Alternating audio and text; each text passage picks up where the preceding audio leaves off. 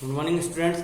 आज का हमारा टॉपिक है मूलभूत शिष्टाचार। मतलब हमें किस प्रकार से हमारे स्टोर में ग्राहकों के साथ, कस्टमर्स के साथ और हमारे जो सहयोगी हैं उनके साथ, सीनियर से किस प्रकार से व्यवहार करना चाहिए, और अगर हमारे कस्टमर को कोई दिक्कत आए तो हमें उन परेशानियों का किस प्रकार से निस्तारण करना चाहिए। इस यूनिट को पढ़ने के जो उद्देश्य हैं वो ये हैं कि आंतरिक और बाह्य ग्राहकों के साथ बातचीत करते हुए बुनियादी शिष्टाचार का हमें पालन करना चाहिए। आंतरिक और बाह्य। आंतरिक कस्टमर्स वो होते हैं जिनके साथ हम काम कर रहे हैं, हमारे सहयोगी, हमारे सीनियर्स, और बाह्य होते हैं कस्टमर जो हमसे परचेजिंग करने आए हैं, हमसे सामान लेने आए हैं और हमारे से कोई व्यवहार उनका करना है। और कर्मचारियों के लिए सौंदर्य संबंधी मानकों पर चर्चा करना। हमारे कर्मचारी जो हैं, जो उनको किस प्रकार से स्टोर में रहना है, उनको किस प्रकार से खुद की साज सज्जा करनी है, इस पर विचार करने में हमें सहायता मिलेगी। ग्राहकों के साथ संवाद स्थापित करते हुए सामान्य दिशा निर्देशों को लागू करने में, ग्राहकों के सवालों का जवाब सरल भाषा में देने में। सबसे बड़ी जो चुनौती आती है किसी रिटेल स्टोर में, जो हमारे कस्टमर है उन्हें हम किस प्रकार से अच्छे तरीके से सरल भाषा में समझा दें कि कस्टमर जो उसकी प्रॉब्लम है या क्वेरी जो भी लेकर आए वो कस्टमर को जल्द से जल्द समझ में आ जाए और कस्टमर हमारे यहाँ से खुश होकर जाए, जिससे कि वो नेक्स्ट टाइम हमारे यहाँ पर फिर से शॉपिंग करने आए। सामाजिक रूप से स्वीकार्य व्यवहार के लिए दिशा निर्देश। यह है शिष्टाचार में पुरुषों और महिलाओं के सामाजिक रूप से स्वीकार्य व्यवहार को परिभाषित करने और जांचने के सामान्य नियम शामिल होते हैं। मूलभूत शिष्टाचार हर जगह हर किसी के लिए लागू होते हैं। सामाजिक समारोह में, कार्यालय में और घर में मूल शिष्टाचार का पालन किया जाना चाहिए। घर पर परिवार के सहयोगियों या प्रबंधकों के साथ पेशेवर काम करते समय कुछ बुनियादी शिष्टाचार इस प्रकार हैं। नज़र का अच्छा संपर्क स्थापित करना और बनाए रखना। मतलब आई कांटेक्ट बनाए रखना और आई कांटेक्ट रखना। जब भी हम किसी सीनियर से, कस्टमर से हम बात करें तो हमें क्या करना है, आई कांटेक्ट बनाए रखना है और उनसे आंखों में आंखें डालकर बात करनी है। ग्राहकों और सहयोगियों के नाम याद रखना। हमें हमेशा क्या करना चाहिए, अगर हम किसी रिटेल स्टोर में काम कर रहे हैं, किसी भी कार्यालय में कहीं भी हम नौकरी कर रहे हैं, तो हमें जो है सबसे ज़्यादा ध्यान रखना है, वो ध्यान रखना है हमें ग्राहकों के नाम याद रखने हैं अगर हो सके तो, और हमारे कर्मचारियों के नाम भी हमें याद रखने हैं। उचित कपड़े पहनना, धैर्यपूर्वक सुनना और बोलने से पहले सोचना। धैर्यपूर्वक हमें पहले कस्टमर की सारी बातें सुननी चाहिए, समझनी चाहिए और उसके बाद हमें धैर्य से बोलना चाहिए। जब भी आवश्यक हो तो धन्यवाद और कृपया जैसे विनम्र शब्दों का हमें उपयोग करना चाहिए, वो कस्टमर हो या हमारे साथ हमारे सहयोगियों से हम बात कर रहे हों। तो इस प्रकार से हमें क्या है, बात करते समय ये ध्यान रखना है कि हम जब भी बात करें तो उनकी बात को सुने और उन्हें, कस्टमर को और हमारे जो कर्मचारी उन्हें सहज महसूस कराएं बात करते समय, और अपने सहयोगियों के साथ सम्मान प्राप्त करें। मतलब अपने सहयोगियों को सम्मान दें, उन्हें जब भी मिले तो उन्हें अच्छे से आदरपूर्वक शब्दों से संबोधित करें और उनसे भी इस प्रकार की आप कामना करें। आप किसी भी प्रकार की स्थिति में आरामदायक महसूस कर सकते हैं। ठीक है। इसके बाद महिला और पुरुष कर्मचारियों के लिए सौंदर्य संबंधी मानक। जो महिला और पुरुष कर्मचारी, उन्हें किस प्रकार के कपड़े पहनकर स्टोर में आना चाहिए और किस प्रकार से उन्हें स्टोर में रहना चाहिए। ये सभी कर्मचारियों का दायित्व है कि एक दूसरे पर भरोसा करें, सम्मान करें, विश्वास करें और दिखाएं। इस प्रकार का दृष्टिकोण प्रतिबिंबित उनकी गतिविधियों में होना चाहिए कि जो कस्टमर आ रहे हैं उन्हें लगना चाहिए कि स्टोर का माहौल कितना अच्छा है और ये लोग किस प्रकार से आपस में एक दूसरे को सम्मानपूर्वक बातें कर रहे हैं या सम्मानपूर्वक एक दूसरे की हेल्प कर रहे हैं। दूसरा, क्योंकि जो भी हमारे कर्मचारी हैं जो जैसा व्यवहार करेंगे वही हमारे कस्टमर को क्या करेगा, आकर्षित करेगा। याद रखिए, कर्मचारियों की व्यक्तिगत उपस्थिति उच्च मानकों से केवल तब मेल खाती है जब वे पूरी वर्दी में और नियमों का पालन करें। मतलब यहाँ पर यह बताया गया है आपकी जो स्टोर है उसका स्टैंडर्ड कब मेंटेन होगा, जब आपने अच्छे तरीके से यूनिफॉर्म पहनी हो, तभी कस्टमर को लगेगा कि वो किसी अच्छे स्टोर में आया हुआ है। दुकान में महिला कर्मचारियों के लिए कुछ सौंदर्य संबंधी मानकों का जो सर्किल बताया गया है वो है पेज नंबर 12.3 और 12.2। ये हमारे जो पिक है उसके नंबर है, और पेज नंबर है 237। इस पर आप देख सकते हैं कि महिलाओं के लिए जो रिटेल स्टोर में काम करती है उन्हें किस प्रकार से रखना है। सदी हुई मुद्रा होनी चाहिए, स्वच्छ बाल होने चाहिए, जीवाणु मुक्त हाथ होने चाहिए, स्वच्छ मुंह, स्वच्छ वर्दी, उपयुक्त जूते, फैंसी वस्तुएं नहीं पहननी है, भीनी भीनी खुशबू आप लगा सकते हैं, स्वच्छ पाँव होने चाहिए, हल्का मेकअप आप कर सकते हैं और बालों का आपको डेली धोना है जिससे कि किसी प्रकार की कोई स्मेल ना आए जब आप कस्टमर से इंटरेक्ट हों। दूसरा है सौंदर्य मानक, जिन्हें संगठन की मानक संचालन प्रक्रिया एसओपी में स्थापित किया गया है। जो भी स्टोर होता है उसकी एक एसओपी होती है, स्टैंडर्ड ऑपरेटिंग प्रोसीड्यूर, मतलब उस स्टोर को किस प्रकार से चलाना है, उसके क्या नियम होंगे, क्या कायदे होंगे, कानून होंगे, उसको हम क्या बोलते हैं, एसओपी बोलते हैं। जैसे हमारा देश है तो हमारे देश का क्या है, संविधान है, हम उसके अकॉर्डिंग ही सब देशवासी कार्य करते हैं। इसी प्रकार से किसी भी स्टोर या कंपनी का क्या होता है, स्टैंडर्ड ऑपरेटिंग प्रोसीड्यूर होता है, जिसे हम एसओपी के नाम से जानते हैं। उसके अंदर सभी रूल्स रेगुलेशन होते हैं किसी भी कंपनी के कर्मचारियों के लिए।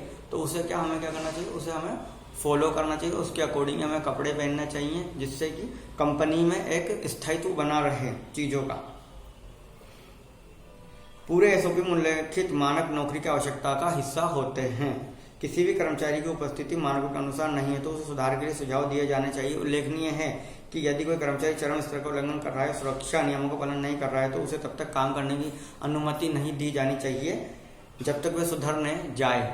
मतलब इसके अंदर बताकर आप एसओपी का पालन नहीं करते हैं तो आपको नौकरी से निकाला जा सकता है, आपको वहां से भगाया जा सकता है काम पे से उस टाइम पर। और जब तक आप अपनी आदतें नहीं सुधार लेते तब तक आपको वापस काम पर नहीं आने दिया जाएगा। पदोन्नति, पात्रता, कार्य सौंपना और प्रदर्शन के मूल्यांकन के लिए एक कर्मचारी का सौंदर्यीकरण एक उपयुक्त विषय है। मतलब आपका सौंदर्यीकरण रिटेल जैसे स्टोर में बहुत ही महत्वपूर्ण चीज है। कर्मचारी जिस तरह के निर्देशों और मानकों का पालन करने से इनकार करते हैं, उनके खिलाफ अनुशासनात्मक कार्रवाई की जा सकती है।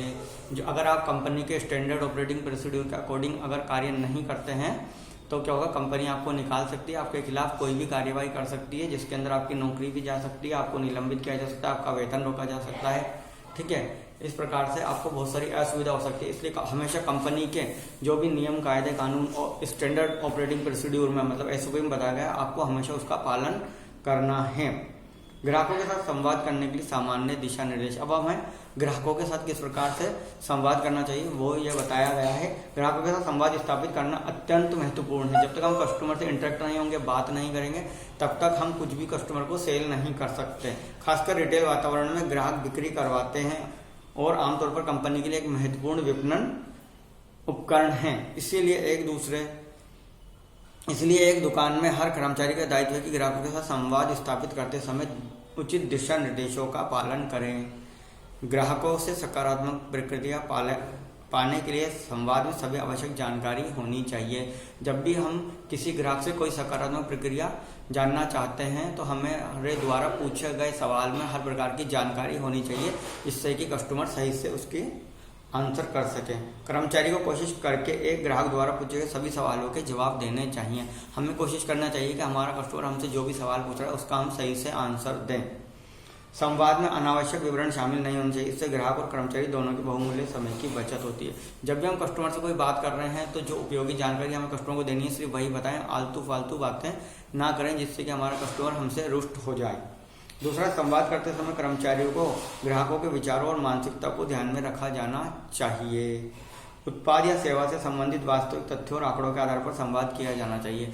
जब भी हम किसी प्रोडक्ट की जानकारी कस्टमर को दे रहे हों तो उससे संबंधित जो भी सही जानकारी और सटीक जानकारी है वो देनी चाहिए कस्टमर को। उससे कस्टमर को हम पर भरोसा होगा। ग्राहकों के साथ संवाद विशिष्ट और ध्यानपूर्वक होना चाहिए। उपलब्ध कराई गई जानकारी पूर्ण और निश्चित होनी चाहिए। अगर जिससे कस्टमर उसको कहीं पे वेरीफाई करे तो कस्टमर को ऐसा ना लगे कि हमने उसे गलत जानकारी दी है। कर्मचारियों को अपूर्ण और अनिश्चित बयान से बचना चाहिए जो ग्राहकों को अस्पष्ट लग सकता है। कई बार आपने देखा होगा रिटेल स्टोर में जाते हैं, आप कहीं से कोई कपड़ा उठाते हैं तो वहाँ पर लिखा होता है 50% डिस्काउंट, अप टू 60% डिस्काउंट, और आप जब काउंटर पे जाते हैं चेक करते हैं तो वहाँ पर वो डिस्काउंट नहीं होती है। तो वो क्या होता है कि वहाँ पर गलत जानकारी कस्टमर को दे दी जाती है। इस वजह से ऐसा मिसकम्युनिकेशन हो जाता है और ये कस्टमर के लिए और स्टोर के कर्मचारी दोनों के लिए एक बड़ी ही खराब स्थिति होती है। तो इससे हमेशा बचना चाहिए। उलझन से बचने के लिए सरल वाक्यांशों और सवालों का उपयोग करें। कस्टमर को कभी भी उलझने वाले आंसर ना दें।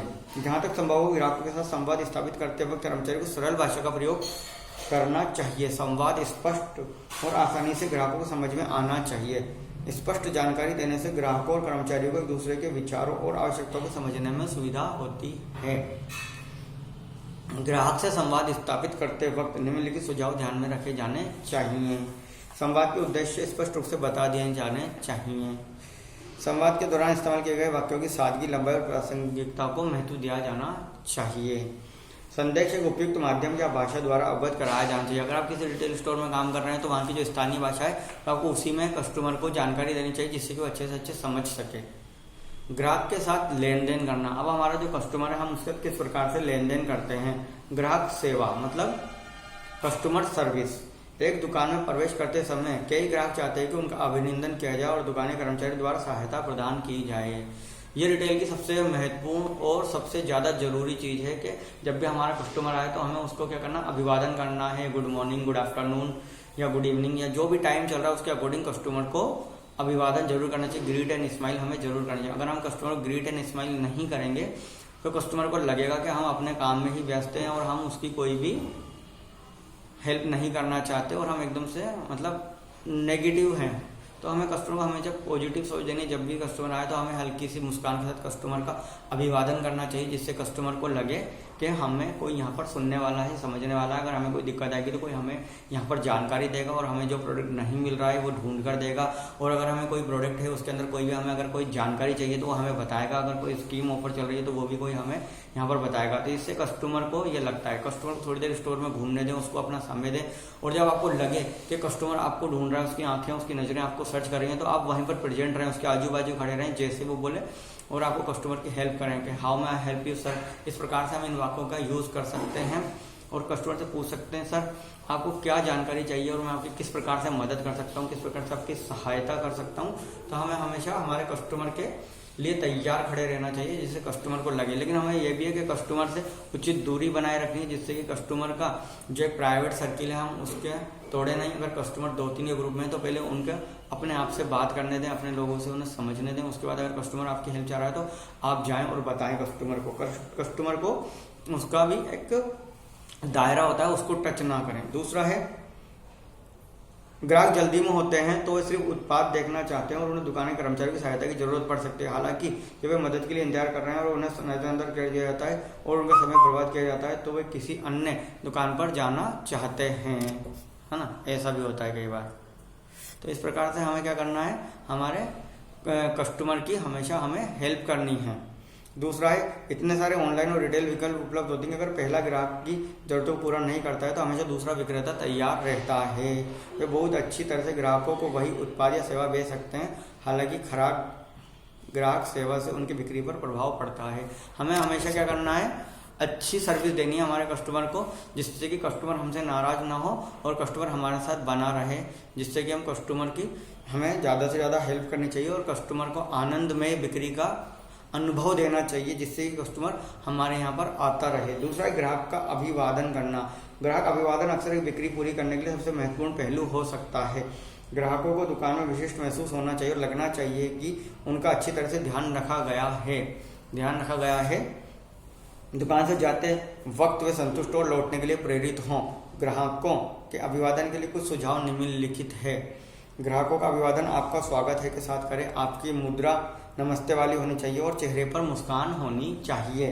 ग्राहकों को सहज महसूस कराएं और उनको सराहें। जब भी आपकी दुकान में कोई कस्टमर आए तो आपको क्या करना है, उस कस्टमर को आपको ये बताना है कि आप उसकी हेल्प करना चाहते हैं और आप उन्हीं के लिए यहाँ खड़े हैं। आप यहाँ खड़े हैं तो आप सिर्फ उनकी हेल्प करने के लिए खड़े हैं, उनको किसी भी प्रकार की यहाँ दिक्कत नहीं होने देंगे, जिससे ग्राहक को लगना चाहिए कि यहाँ पर कोई कस्टमर केयर एसोसिएट है, वो मेरी हेल्प करेगा अगर मुझे कोई दिक्कत आएगी। तो ग्राहक का अभिवादन करने के बाद हमें ग्राहक को थोड़ी देर दुकान में टहलने देना चाहिए, जिससे कि ग्राहक को वो वस्तु जो वो ढूंढना चाहता है वो ढूंढ ले। और अगर उसे दिक्कत आए तो हमें कस्टमर पर नजर बनाए रखनी है, जिससे कि इससे एक तो दो बात होंगी। अगर हम कस्टमर पर नजर बनाए रखेंगे तो कस्टमर को लगेगा कि कोई मेरा ध्यान रख रहा है, जो अगर मेरे को कोई दिक्कत आएगी तो मुझे बता देगा। और अगर हम इधर उधर हो जाएंगे और अगर अपने ही काम में लगे रहेंगे तो कस्टमर सोचेगा कि कोई यहाँ ध्यान तो दे नहीं रहा है, तो वो सोचेगा यहाँ तो ऐसे ही सब कुछ उल्टा पुल्टा चल रहा है। तो वहाँ पर क्या होगा, एक नेगेटिव छवि आपकी बन जाएगी, आपके स्टोर की बन जाएगी। तो इसलिए आपको कस्टमर पे नजर रखनी, आई कांटेक्ट बनाए रखना। कस्टमर जब भी आपसे कोई मांग करे तो उसे उपलब्ध करवानी है। कस्टमर की हेल्प के लिए आपको वहाँ तैयार खड़े रहना है एकदम। जैसे आपने देखा ना रिटेल स्टोर में आपको इस तरीके से खड़े रहना है जैसे कि एक सैनिक खड़ा रहता है देश की सीमा पे, हमेशा तैयार अपने देश की सेवा के लिए। इसी तरीके से हमें वहाँ पर खड़े रहना है हमारे कस्टमर के लिए, उसकी सेवा करने के लिए, वो जो भी जानकारी हमसे प्राप्त करना चाहता है वो जानकारी देने के लिए। ठीक है, तो यह है हमारा कस्टमर सर्विस। इसी को हम आगे नेक्स्ट